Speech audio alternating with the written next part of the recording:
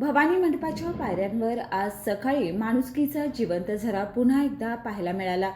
शाहू छत्रपती महाराजांचे मुख्य चोपदार तसेच ज्येष्ठ भवानी मंडप गाळेधारक उदय बोंद्रे आणि टी स्टॉल व्यावसायिक सुभाष सुर्वे यांनी एका निराश्रित वृद्ध आजोबांना मायेने कांदापोहे खाऊ घालत चहा पाजत मानवतेचा वस्तुपाठ घालून दिला. समाजाच्या गर्दीत हरवलेली माणुसकी या दोघांच्या कृतीतून पुन्हा उजळून निघाली. सावंतवाडी येथील लवटे नावाचे हे आजोबा वयोमानामुळे काम करू शकत नव्हते आणि मुलांनीही घराबाहेर काढल्याने ते कोल्हापूरमध्ये आले होते.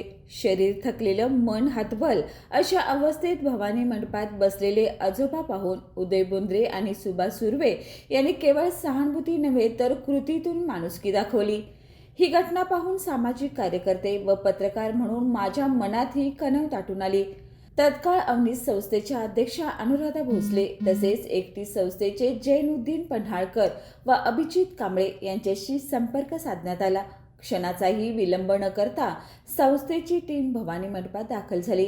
आवश्यक सोपस्कार पूर्ण करून लवटे आजोबांना एकटीच संस्थेच्या शिरोली नाका येथील सेंटरमध्ये सुरक्षितपणे दाखल करण्यात आलं. आता त्यांना हक्काचा निवारा, 2 वेळचं पोटभर अन्न आणि योग्य उपचार मिळणार आहेत. या माणुसकीच्या साखळीत अवनी टीम, अनुराधा भोसले, उदय बोंद्रे व सुभाष सुर्वे यांचे सहकार्य खरोखरच समाजाला दिशा देणारे ठरले.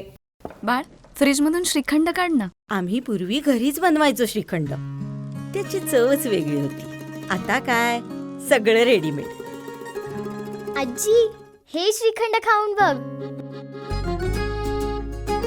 आज तुझ्या आईनं घरीच बनवलं की काय? हे आहे गोकुळचं श्रीखंड. अगदी जिभेवर रेंगाळणार. जिभेवरच नाही तर मनावरही रेंगाळणार. गोकुळ श्रीखंड, मनावर रेंगाळणार.